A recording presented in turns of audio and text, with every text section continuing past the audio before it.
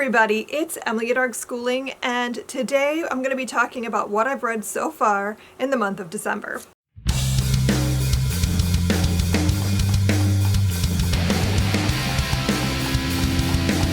I don't know if I'm going to get to my final wrap of the year talking about what I read the second half of the month, but I wanted to at least get this one in, so I want to talk about what I've read the first half of December. And I'm just gonna run through the books. So the first book I finished this month is Codename Kingfisher by Liz Kessler, and I'm so glad I finally picked this one up. This had been sitting on my shelves since I think April when it came out. I had pre-ordered it because I really loved When the World Was Ours, which I think was Liz Kessler's debut, perhaps. And so I was very excited to see she had a new book coming out, and I took forever to pick it up because it did not have an audiobook, and I've been in this weird space all year where I just cannot just read a book with my eyes. I cannot focus. So I had to read this with my eyeballs, which was difficult, but I did it. Once I got into the story, I think it was a lot easier. This is a book about the resistance movement in the Netherlands during World War II. So we're following two sisters and their experiences during the war, but we're also following a girl who's living in modern day, and she's learning about her grandmother and her story. So you're following these two timelines. The modern day storyline is the granddaughter is doing a research project for school where she has to build this family tree, and she's stressed out about it because she knows absolutely nothing about her family's history. Her grandmother does not talk about it and refuses to ever talk. If you ask her questions, she will shut you down. And so nobody knows anything about her history and her family. And so she finds this box in the attic when they're cleaning out their house, and because her grandmother's having some dementia, and they're moving her into a home.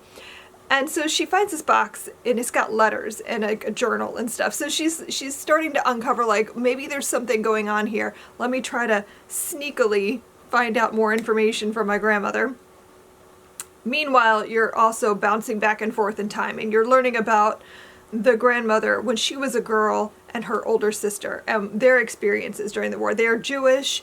They were sent to live with this family who took them in, and now they are posing as Christian citizens who don't have to wear the Jewish star anymore. And so they're kind of hiding in plain sight, and the older sister joins the resistance movement.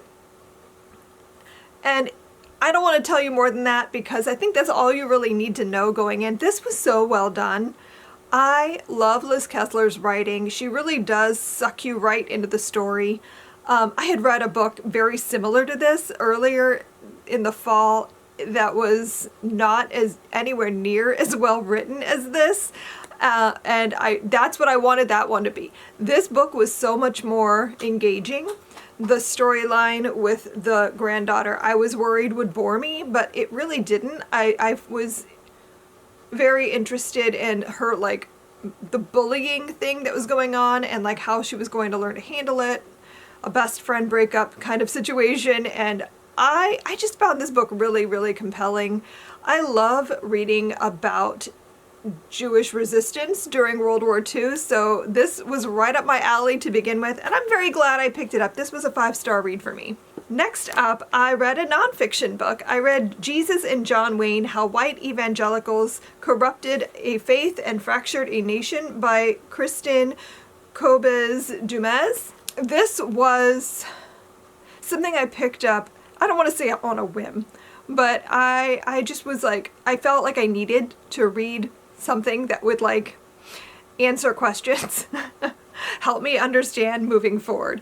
And I do think this did that, but as somebody on the outside of watching Christianity and how all of that works in society as a culture, I guess, because it is a culture, and understanding how that is affecting everything going forward, like, this was very enlightening. I don't really know how to talk about it. I don't know. I found it really interesting to see how something so corrupted could become like what is seen as Christianity. Like, I don't want to get too into the trenches here talking about religion, but like I feel like it was really enlightening because having read the Bible, having like a basic understanding of the premise of the New Testament and Jesus and all of that, and seeing what passes for Christian belief today is confusing. And so this book was really interesting. It really helped to understand like how they come up with this strong man idea and like this need for a strong man who is manly and can take charge. And it was really interesting, but I honestly don't know how to talk about this book. But I do think it was enlightening. I do think it helps to understand how we got to where we are today with politics and everything, and why they would have backed Trump, because it doesn't make sense on paper. Like, it just doesn't. So reading this book really helps to like show you how they got to this point. So very interesting read. I gave this 4 stars because I found it very interesting, but also very disturbing. The next book I read is A Day of Fire. This is a novel about Pompeii, and it is written by a variety of historical fiction authors. I really enjoyed this. I want more things like this. I love when you have like a short story collection where all the stories kind of go together. And that is essentially what this is. This is a series of short stories about different people experiencing the eruption of Mount Vesuvius at the same time. And so you're following them, and they're all of them overlap in some way. Like, you'll see certain characters in each story like popping up, and I just thought this was so good.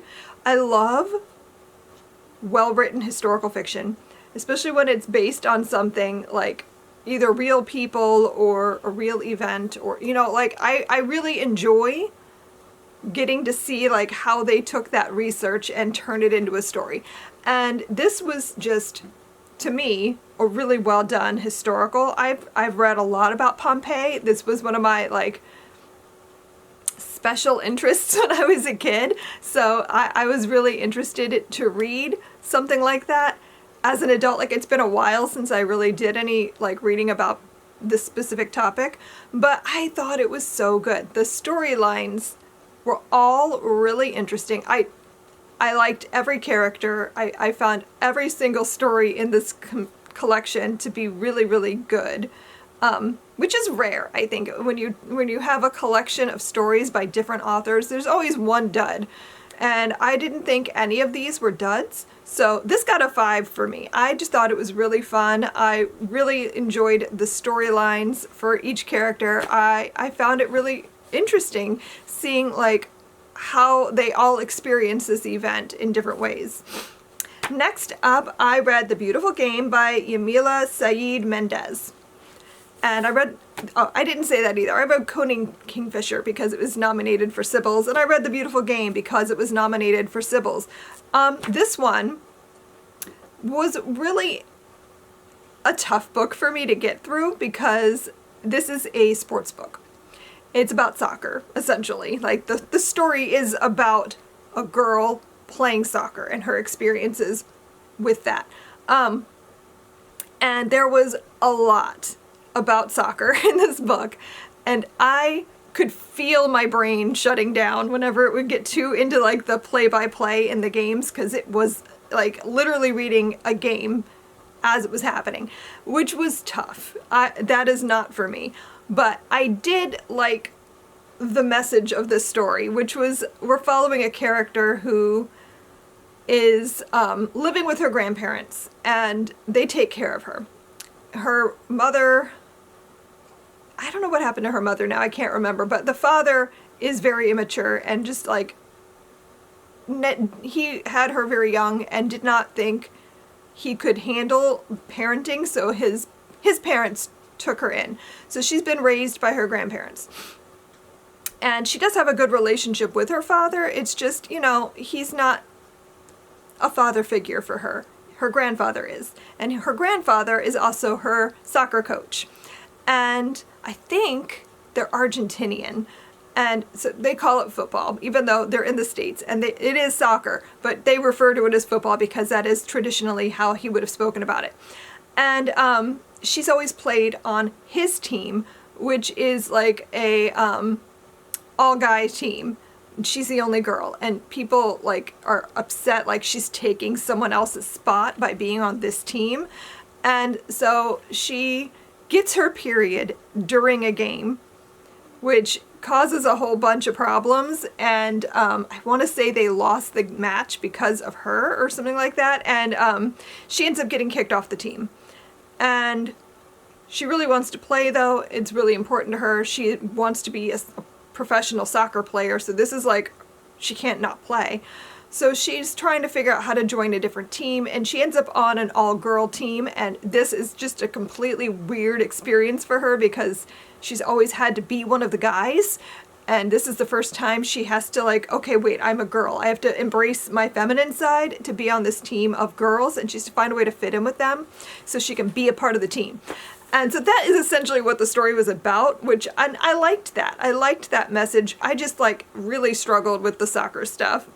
So I ended up giving this a 3.5. I liked it for what it was. I just wish there was a little less soccer and a little more story. Next up, Regina and I finished 2 of our books for our death unit. And so we wrapped that up this past Friday. So we finished reading Stiff, The Curious Lives of Human Cadavers by Mary Roach, which was a reread for me. I read this many years ago, but I loved it, and it's really stuck with me. I've thought about this book a lot over the years, so I was really excited to reread it with her. And I don't know that she loved it as much as I did. I think the death unit I put together was really more for me than it was for her. She thought it was a little bit tedious sometimes. But this is a book about what happens to a body when it is donated to science. If you've ever thought about donating your body to science, this is a book you should read because it will really help you to see what does that mean?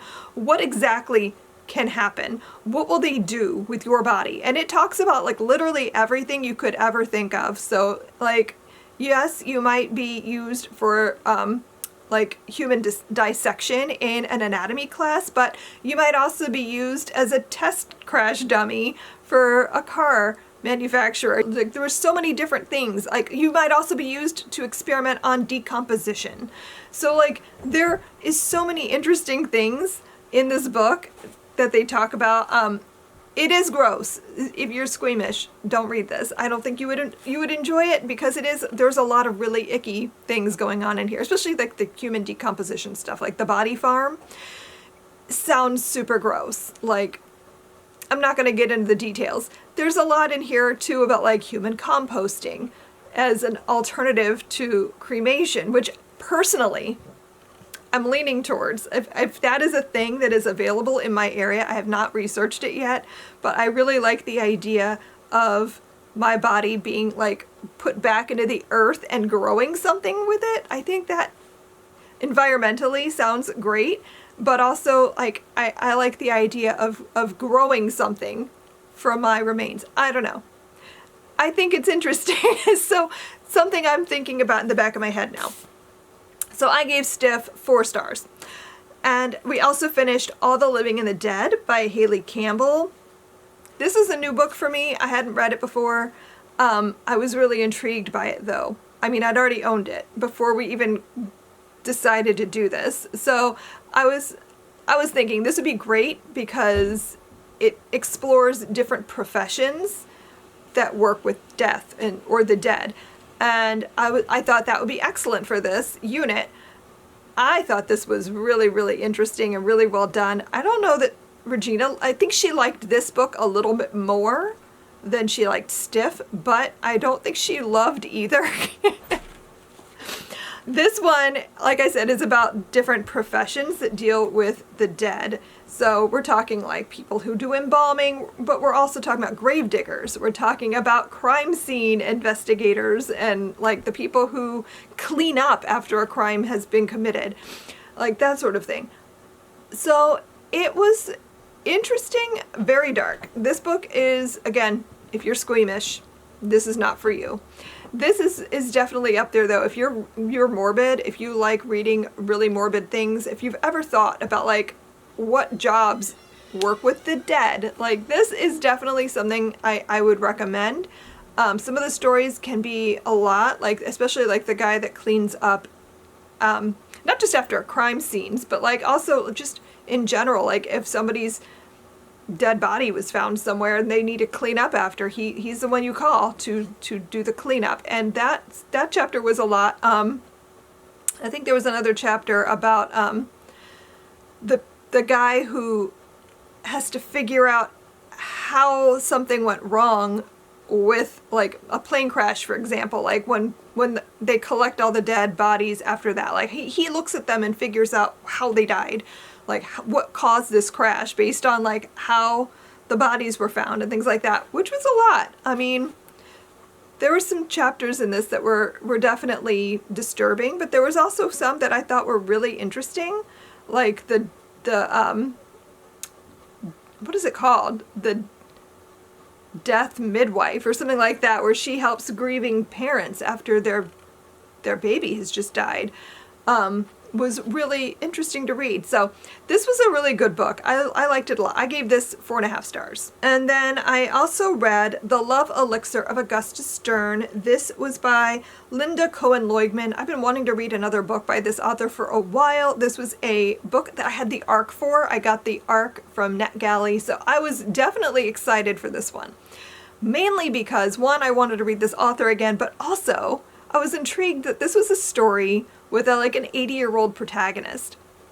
And so I was curious about that. I don't think I've ever read anything like that besides like Insomnia by Stephen King, which is a very different kind of story. This is a story about a woman kind of reflecting on her life. So we're following Augusta, who is moving into this active retirement community. She's turning 80. And the day she moves into this new place, she encounters a man named Irving that she knew from when she was younger. We're also reading chapters from when she was younger. So this is set in like the 1920s, but also in the 1980s. So in the 1920s version, we meet her when she's like 14, and her father's a pharmacist, and she helps him in the store. And she desperately wants to become a pharmacist. She watched her mother die from diabetes, and within a year of her death, they developed insulin, and that helped to prevent her mother, would have helped prevent her mother's death. And so she is determined to like become a pharmacist, so nothing like that will happen again. And she falls in love with Irving, who is her father's like delivery boy. And he spends a lot of time in the pharmacy. And so they fall in love with each other and they build this relationship. And so we're seeing like her life, but also Irving's. And then in the 80s when they meet again. And so we're watching them kind of like crash into each other's lives after not seeing each other for 60 years. Which I found all of that really interesting. This book was definitely not as good as I wanted it to be, and I cannot pinpoint what it was. I had moments where I just like could not keep myself in the story, which I ended up having to switch to the audiobook because even though I had the ARC for this, by the time I'm reading it now, it came out in like October. So I switched to the audiobook at the midpoint because I just needed to be able to finish the book. That really helped a lot to get through it in a more efficient manner. This ended up being like a 3.5 for me. It wasn't that it wasn't good, it was just slower than I was expecting. There was not a lot of action. This is really more a story about a girl sort of learning about the differences between, like, I don't want to say holistic medicine because it's not exactly what's happening here. Her great aunt moves in with them and she teaches her some like Jewish mysticism, magical stuff. Like, so there's a little bit of that happening. and it's her kind of learning that there was nothing she could have done to save her mother. Like, sometimes things just happen and she has to accept that, but it's also about like miscommunication, because there's a whole lot of miscommunication which caused them to not see each other again for 60 years. And I don't know, it was fine. I didn't hate it, didn't love it. It was just very okay, middle of the road for me, so I gave this 3.5 stars. So that is everything I read the first half of the month. I am currently in the middle of reading The Fifth Season by N.K. Jemisin, and I'm hoping to have that done in a week because I still have lots of things to get to this month if I'm going to finish all my challenges. So, but yeah, so far it's been a very okay reading month. I had some definite wins and I've had a few duds, so it's fine. I'm sure the rest of the month is going to be much better. So if I do manage to film the final wrap up of the year, I'll let you know what I think of everything else I read in the month of December. So let me know in the comments if you've read anything so far this month that was a definite win for you. I think for me, the best things I've read so far this month were Codename Kingfisher and A Day of Fire.